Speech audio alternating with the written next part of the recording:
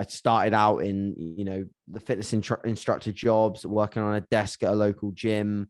And then I moved up to working in semi-private PT and was there for a year and a half at a very successful PT studio, working, pretty relentless hours, waking up at 5 for the first client or being in the gym for 5 for the first client, and then not leaving the gym in the evening until 10 p.m. Those kind of Yeah. typical PT hours that, they challenge you. They really do. And, I realized at that point that I liked working hard, but I also just wanted to work with more so people that were chasing physique-based goals, and whether that was, for photo shoots or for, maximum muscle gain or for ultimately getting on stage.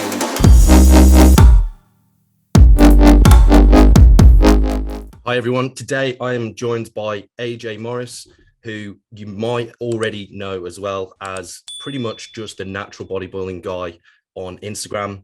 He's 25 years old and he's achieved so much already. So, hi, AJ. Thank you so much for coming on today. Pleasure, mate. Thank you very much for having me. I always enjoy these.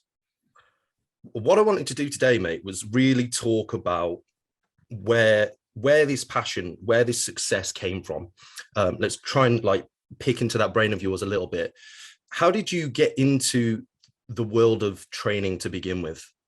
Sure. So for me, it actually started a little bit differently to a lot of people. I'm not sure many people have had sort of this similar path, but I was very heavily involved in motorsport from a pretty young age. I was my dad was massively into motorsports, so I always used to watch it with him, and he used to race himself when he was younger. And so I got into that about sort of 6-7 years old. I raced competitively across the UK and pretty much predominantly karts, but in the UK and Europe for up until I was about sort of 17. So it was a good 11 years of pretty much every weekend and every week dedicating my mindset and my craft towards being what was ultimately like trying to be a racing driver in the future, and being heavily involved in motorsport as an athlete. I never really was too fussed about being involved in any other role than being in the seat. So, when it came to the point where ultimately I moved away from motorsport, which was financial based, because progression in motorsport is extremely hard to obtain without financial backing. It was a case of, do I want to chase down a career in this with the contacts that I've got in some other form? So as a coach, as a trainer, as a, more in the engineering side of things or team management. And this wasn't for me. Just, I wanted to always be an athlete. So I didn't have anything against the coaching side. Obviously it's a big part of what I do now, but I didn't want to do that with motorsport. So I was heavily involved in the fitness side of things at that point. I didn't obviously have a massive amount of money to throw into it. So I just made myself the best athlete that I could be. So I was always very in tune with the fitness demands of the sport. So I was already training. I was already resistance training, but I wasn't really pushing it hard at all, because I had to stay very quite small and quite light for motorsport. So I never really pushed my body weight up or anything. I just stayed pretty lean the whole time that I was racing. And then, I came out of that, and within sort of a year of leaving motorsport, I was already sort of preparing myself for my first bodybuilding show with a coach. So it was quite a harsh transition. I did a very short but sweet big push-up off-season phase to a really heavy body weight, and to diet it down from there, because I realized that I wanted to compete. I wanted to get on stage. I wanted to see if I could be any good at it. And I did my first show, and sort of it all spiraled from that, to be honest. How did you go from racing driver to I want to compete in bodybuilding? Because they're worlds apart, aren't they? You know, obviously before it was fitness, it was trying to make sure that you were being able to perform in the driver's seat. Yeah. Then all aesthetic, it's worlds apart. Yeah, I mean, to be honest, whilst in the latter stages of racing, I was in tune with bodybuilding. I was following it. It wasn't it's suddenly, I'll stop racing, I'll take up bodybuilding. I was in tune with bodybuilding. I was following the magazines and Flex and muscular development and all of that jazz. And to be honest, like the last couple of seasons that I was racing, I was actually a little bit, maybe more so following bodybuilding than I was following racing. I was falling out of love with it a little bit because of the lack of financial drive and the fact that my vision maybe wasn't coming to life. It dropped off my motivation for it a little bit. And I was like very aware that I wanted to be in something where it didn't matter how much money I had to throw into it. I could just basically chase it down myself with work ethic. Work ethic and dedication in this sport in bodybuilding is extremely rewarding. So I was I was sort of on the hunt for something like that. And to be honest, it kind of fit the bill because I'd never enjoyed team sports as much as bodybuilding is. Like, you still work as a team if you work with a coach, or even if you have friends in your circle that support you. It's still team based. And so is motorsport. You have mechanics and engineers in the team, but you're the one you're the one on stage. You're the one doing the work. So I've always much preferred that kind of aspect of competing. Is just being you're on your own. It's up to you kind of thing. And that's probably the one of the main cross transfers from one sport to the other, is that I've always enjoyed that single athlete on the events kind of thing. So talk me through, how did your initial natural bodybuilding competition kind of routine go? Yeah. So I worked with a coach for that one. It was the only time I really worked with a coach was that prep. And I mean, from him, obviously it was a case of I was, sort of winging the training aspects, not having complete structure from a coach. I got structure. I got structured a diet approach. I learned how to track macros at that stage. It wasn't a meal plan. It was tracking macros. So I learned how to do all of that. I learned how to micromanage my own nutrition and training a little bit more so. And we just, obviously started out a peak body weight and ended up, I think I lost in that prep something like 40 or so pounds, and got, into relatively good shape. But as a first time, you can never expect to, look like the upper echelons of natural bodybuilders that have got years and years of not only muscularity to be able to take them into that condition, but they've got years of practice of what works, what doesn't on the way down in terms of dieting. So it was, the leanest I'd ever gotten, and it was a very enjoyable process. And I fell in love with it pretty much like straight out of the gate, with just the rewarding aspect of seeing your physique change and seeing, unveiling your hard work, so to speak. And then knowing that at the end of that prep, I had the plans of going into another improvement phase, and how much muscle can I build off the back of that. It was kind of I was already very addicted to it.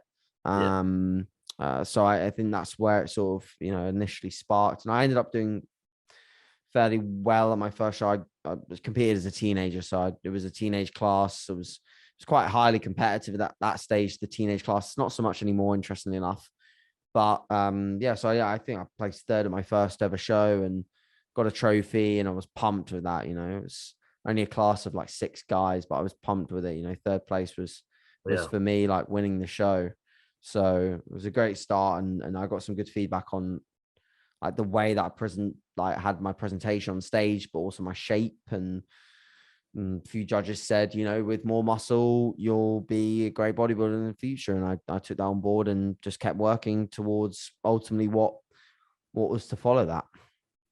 So when did that become less of a passion, I should say, and more of right, this is what I want to do. I want to get this. I want to start doing this full time. When did it become a career for you?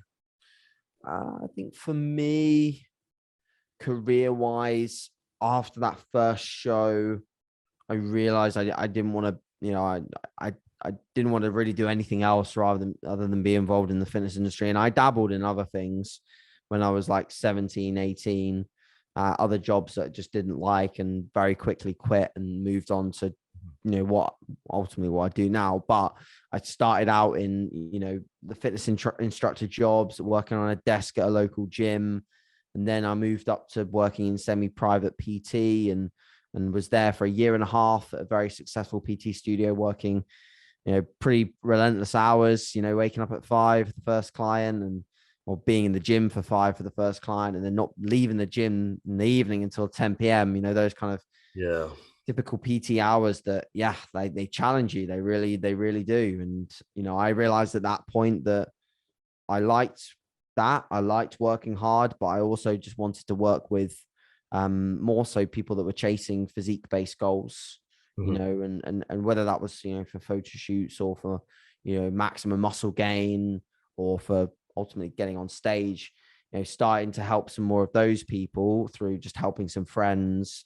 I had some great sort of tutelage or mentorship from the people that were running a semi-private PT, because they were very big on having data collection for the PT clients that we were working with. So they were all like online clients anyway. So it taught me the structure of having how to, run check-ins, how to run sheets, how to collect data off clients, how to communicate.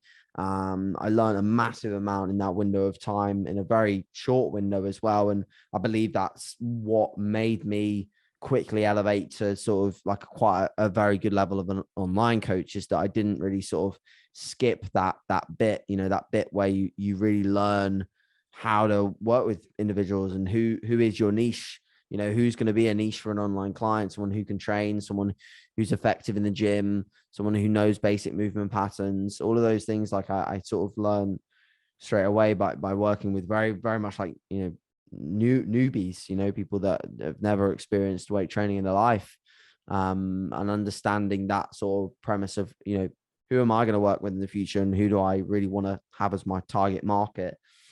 So then, I moved away from the semi-private PT and went full time with sort of Team MBM. And ever since then, it's just been a case of just continually building that. And it's become its sort of natural bodybuilding empire now. I like to think that when people think of, okay, I want a coach to take me to a natural bodybuilding show, I like to think that I'm one of the ones that they're really going to be thinking about. And I don't think there's many other coaches in the UK that are bringing the amount of people that I bring into natural bodybuilding on a yearly basis, and bringing people to stage. So the growth of that is basically like my life mission, is to just keep growing natural bodybuilding and keep bringing more people into the sport, and keep people aware that this is a very, very cool sport to be a part of. If we call it a sport, whatever you want to call it, it's a great thing to be a part of. There's so many opportunities, and that's sort of like where I'm at the moment, just continually building this, this sort of cult, and the coaching is my biggest passion now. Yeah, and I think that shows, over the last, what is it, five or 6 years? Yeah, pretty much. Yeah, 6 years coming up to. The social media growth as well on your accounts has just been phenomenal. Thank you. It's gone from, what are you sitting at now on Instagram? Almost 50K actually. Yeah, almost 50K. Which, that's a lot of people, isn't it? So that's crazy. Yeah. 5-6 years ago, if I'd have turned around to you and gone, listen, AJ, right, you're going to have 50,000 people that follow you about your natural bodybuilding after your first few shows, you'd be like, nah.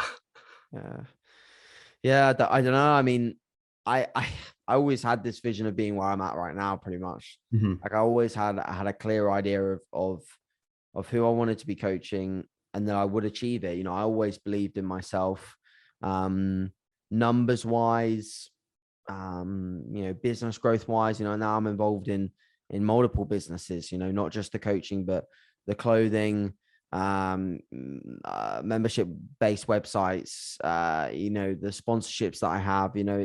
I'm involved in a lot of different things and exciting ventures. And for me, I think the coaching will always be the crux of that. It's what I enjoy the most. It's what I start my days with every single day without fail. I think a big thing, sort of as a message to people that are listening, in terms of they're wanting to build a similar trajectory in terms of their social media or their coaching business, is just like, you have to absolutely be relentless with it nowadays. You have to be on it. You have to see yourself where you want to be in, a year's time or so, or whatever. You have to see that and make it a vision on a daily basis, and almost like coax yourself into thinking that you're there, and all the actions that will take you there will just keep coming. But yeah, the thing is when I look back and I see all probably like the work that I put into the socials, the YouTube, the podcasts, I look back, I just think, oh, that's what I expect of myself. That's not and then as a result of that, the growth that comes from it is not a surprise. It's not like, oh, I'm surprised I've got to this level. It's I've had the intent the whole time to grow it at a fast pace, and to get people knowing who I am, knowing my name, knowing about Team MBM. And that certainly doesn't come overnight. It takes a long time. But it's not hard to stand out in this industry when you really, really do care about what you do. You care about your clients, you care about results, and you're driven, because there's a lot of people that want to be that, but don't show it, and don't really put their actions to match that goal. And it's the same with bodybuilding competitors. A lot of people want to be bodybuilders, but they're not willing to do what it takes to really truly be a bodybuilder.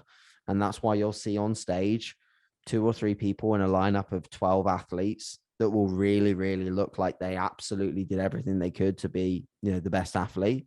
And then probably about 8 or 9 people that, they liked the idea and they took themselves through the prep, but they really didn't do everything within their power to be the best athlete. And that's why I'm big with my clients. I'm like, you can hack away at people with better genetics than you if you make the most of every day that we've got in this prep that we've got ahead of us. For example, I'm actually probably coaching 75% mindset and then 25% training and nutrition, because bodybuilding is so much more about what goes on up here than what macros you have and what training you do. It's really a test of your mindset, especially when you've got all your other things in place, which, to be honest, most of my athletes already do. They come to me and they're already at a very high level of performance, of execution, of habits. And it's just about like me being there to put the cherry on top of the cake kind of thing. So yeah. Let's talk online coaching for a little bit, because obviously we've both spoken about it. I'm an online coach, you're an online coach, but I realized in this whole episode, we've not actually touched on what that is. Sure. So I think, like you said, unfortunately, I don't think it's just exclusive to this industry. I think in any industry, there's going to be people that are just purely in it for the wrong reasons. And I think it is, like you say, it's easy to stand out if you are in it for the right reasons, and the success then follows because of that. So what is it that you do with your clients? In terms of process, like the whole process of what it looks like to be an online client, is that what you're looking for in terms of? Yeah. Just talk us through what the process for you would be, kind of onboarding basics. Yeah. Okay, cool. So, I mean, someone comes to me, they're interested in working with me. First things first is we go through normally a call to begin. So we'll sit on something like this, like a Zoom call. We'll go back and forth. We'll have a chat about what the goals are, where they want to head, and if I'm the right fit, if they're like an athlete and they've got athletic, goals, they want to get on stage. In the future, could it be like 3 years? I've got clients that want to compete in 3 years, in 4 years, as long as they've got that kind of vision. Or they've got a real firm awareness of their goal and they're willing to work towards it relentlessly, then they're probably the right fit for me. And then we've established that, and then we'll start going into basically just the data collection process, which will be everything that I need to know about said individual, their past, their current training, nutrition habits, how they set up their days, where they're at supplementation wise, body composition, photos, all that jazz will be collected. Then it will be building their initial program, which is basically a skeleton of what's going to create their progress moving forward. So I like to think of it as like, if we're looking at, the base program as like a tree, and then all the branches that come off of it are the things that make it look pretty and the things that allow for, optimal progress. Because over the course of time, we're not going to potentially have the most efficient program straight out of the gate. We're going to have a program that's built upon basic needs and needs analysis and understanding of where they're currently at. But then the check-in process week to week, which is where I hear about how they're getting on, what's happening within their life. They give me an update on pretty much, everything that's happened over a 7-day period. As I learn them more as an individual, that program just molds into something that fits them more and more and more over time. And that's why I think I have pretty, very solid client retention. I have people that have been working with me. Well, my longest standing client is now on week 324. And that's not a joke. And then I think probably 50% of my clients are all beyond week 100. I don't very often take on new clients much more. It's maybe one a month maximum. So that might be 12 new clients a year, which is, like the reality of that is very slim comparison to maybe where I was 2 or 3 years ago, where I might take on something like 10 clients a month, as I'm in that growth phase or a push phase. But reality is, like, right now, I'm very comfortable with my numbers. I don't want to expand to the point where the quality drops off. So the process of me building the team is just making my current athletes into better athletes. And then we go through multiple contest seasons together and we just get better and better and better. But yeah, the process wise, they do their check-in on a weekly basis. Most of my clients send me voice notes or small videos because I like that approach a lot. I think it really holds value in terms of having an open sort of communication process rather than just having a sheet where they just fill in numbers and data. Numbers and data is great. They have that, but I need to hear someone speak. I need to see a facial expression. I need to hear their energy. I need to get their energy across to me, especially if I've got a client in the depths of prep. I've been there, so I know what it's like, but I know that slurred voice, that fatigued sound to someone's energy. And if that comes at the wrong point, I've got things to mitigate it and modulate it and move forwards in the right way. Whereas if I'm just getting a sheet, I work with a lot of individuals that are very, very brutal in their mindset, that they will fill out a sheet with all green, all perfect, all great, everything's fine. I can not see through that sheet, but I can see through a video and I can see through a face. I can see through a tone of voice. So I'm big on that in terms of like data collection side of things for coaching. I don't think that's something that will ever change. I mean, I could easily take on probably another 25, 30 clients and work with just sheets and just make my processes so much more efficient, because the videos take time. They take time to watch. They take time to make notes. And a lot of coaches don't want to do that. And I get that, I get that some coaching processes need to be more efficient and some people don't need to be doing videos. But I don't want to lose that. I don't want to lose that quality and that opportunity to take, basically the highest level of information I can get as a coach, because it just allows me to make the best decisions. And then I send them a video back. Again, big on video communication from me because I feel like it builds rapport. I feel like email response or text response, whilst it may work for some, I feel like the tone of voice when portraying certain points to a client is really important. And it's just nice to see that. I mean, if you take it back literally to when I started online coaching in 2014, there was basically no one doing video feedback. There was no one using any of these things. And now pretty much if you're on online coaching, you're not using Loom or Screencast, then you're kind of lost in the wind because everyone's using it, so like, it's nice to see that not to say that I invented it, because I definitely didn't. I actually got told to use it from one of the first coaches that I worked with in the semi-private studio. He told me, look, this is what I used he used it at the time to just do the introduction video to a client. He didn't use it for check-ins. And then I stole the idea and started using it for check-ins. So I kind of took his method on board and made it my own kind of thing. I think, these things like where you can give more value and basically, present to your clients the changes for the week, but also deliver value in a short period of time, whether it be a 5-minute feedback, a 10-minute feedback. I know I'm big on just, whatever you're giving your client back as a result of their check-in is just in some shape or form got to deliver value and motivation or a readiness to attack the next week. And that's the way that I pretty much work. Yeah, no, it's interesting because I think we work quite similarly with our processes actually. And now that you've said that,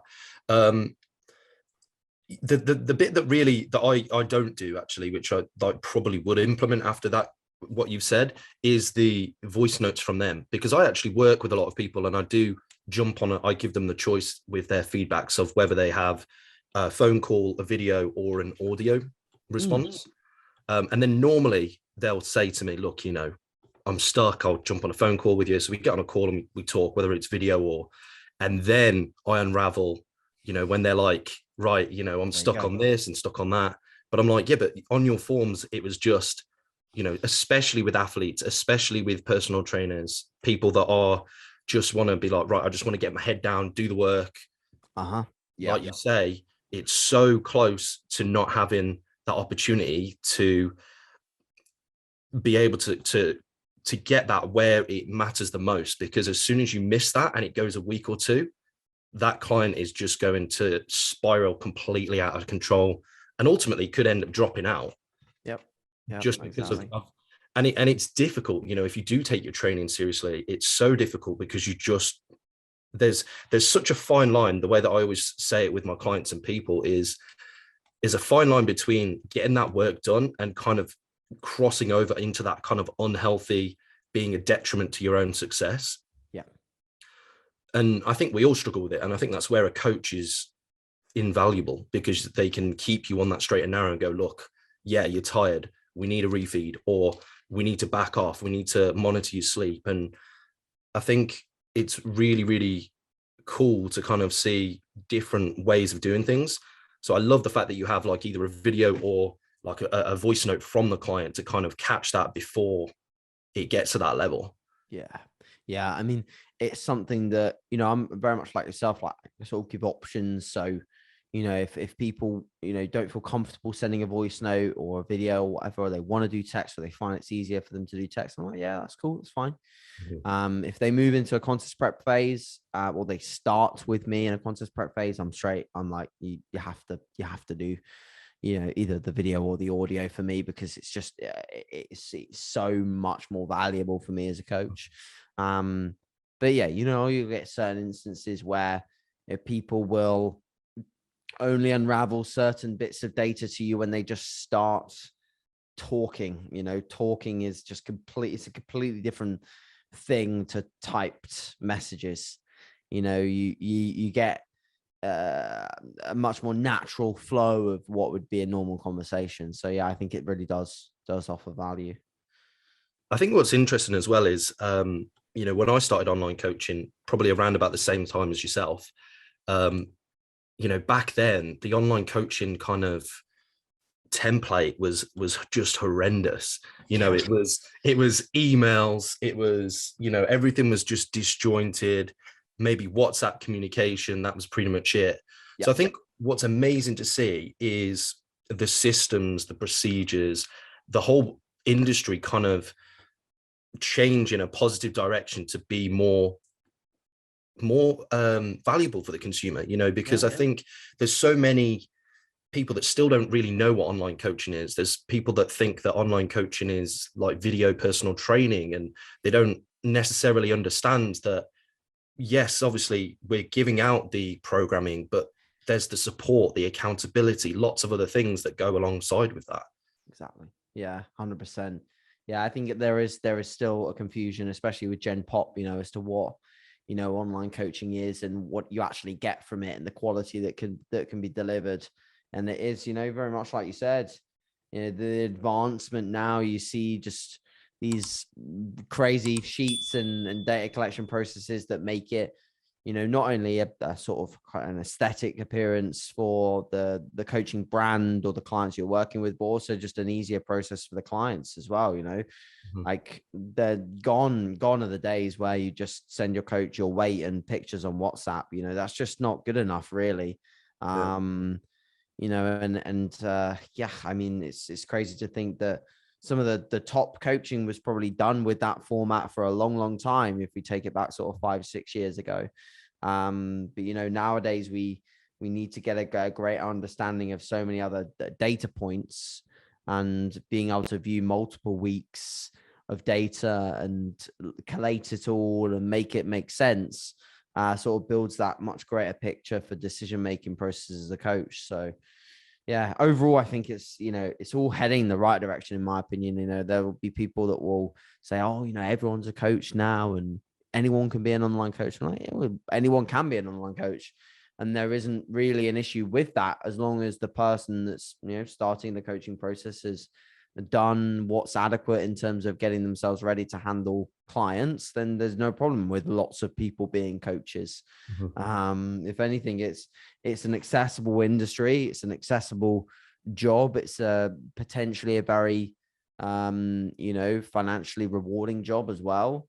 But you'll probably get thousands and thousands of people start coaching every year, and I'm a firm believer that there will only be a matter of hundreds out of that thousands that will be left at the end of the year with a strong client base. And that really depends on one key value, I think. And the key value is just being a great coach. It doesn't matter whether like you're the most knowledgeable, you have the most pretty sheets, or it matters that you are a great coach. And being a great coach is just about knowing how to treat people, knowing how to communicate, Mhm. knowing how to deliver actionable but understandable feedback, not using 5 million special big words with a client that doesn't know what any of these big words mean.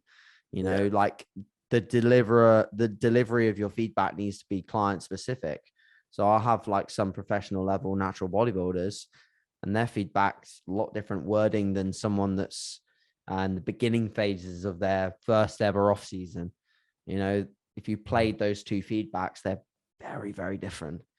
Very, very different. And as they should be, because that's how you coach. You don't just coach like a robot and just hit play and say the same things several times a day. It's a very sort of client specific journey that people should be aiming to give.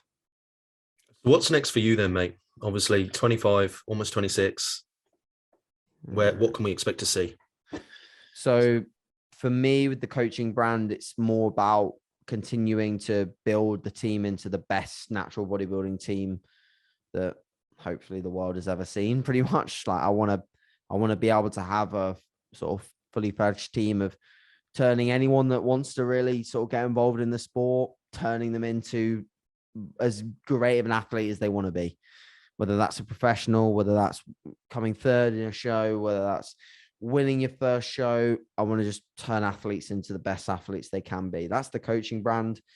And that's, something that I truly believe I can definitely achieve. And then alongside that, it's just the continual rise of everything else that I'm sort of building away at the background. I really want to build Be Epic into something that can be a big clothing brand within the industry.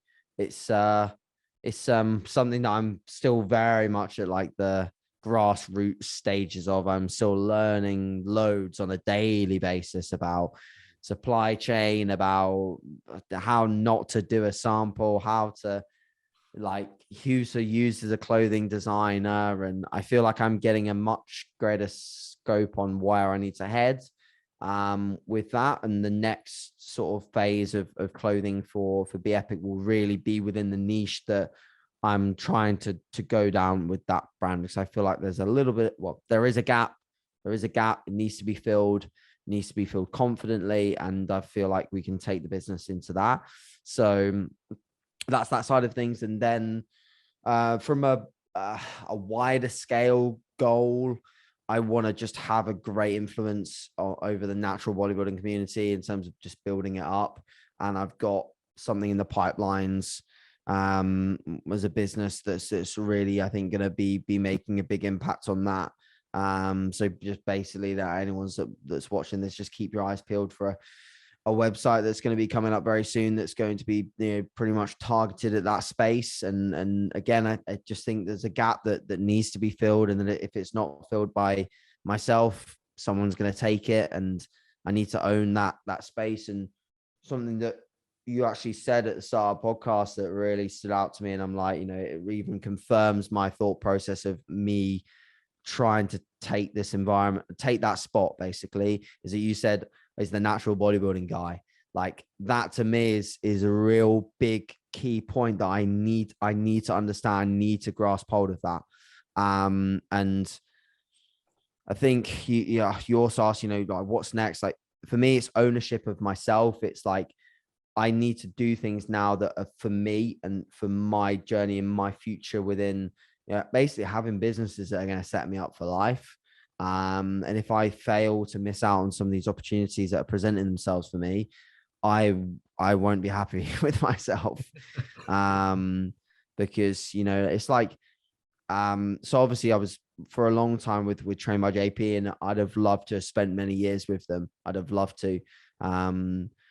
Jordan and Corin especially have been massive inspirations for me in terms of business, bodybuilding, everything, pretty much everything.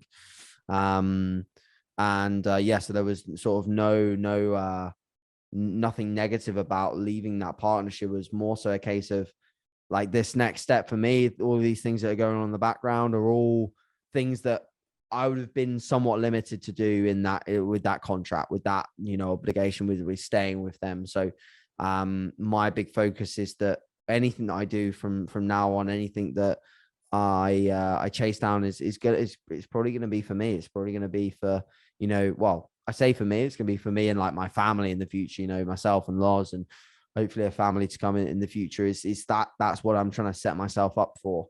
And you know, yeah, I'm still young, but I'm certainly not getting any younger. So I want to have things that when I eventually move potentially away from full-time coaching and like maybe bring down numbers a little bit, or maybe work with just select individuals, I have other things that are going on in the background that can allow me to, I don't know, do more travel, see the world a little bit more, and be, you know, not necessarily as tied as I am to this corner of my house, which is pretty much, you wouldn't be surprised that how I spend a lot of time here, you know, outside of training. It's pretty much like where I spend all of my day, which at the moment I have not got any issues with.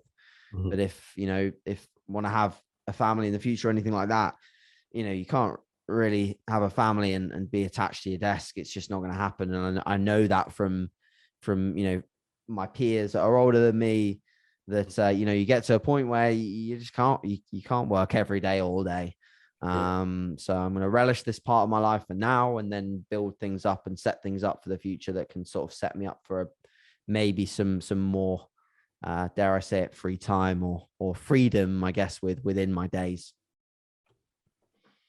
That sounds good. I'm looking forward to seeing it.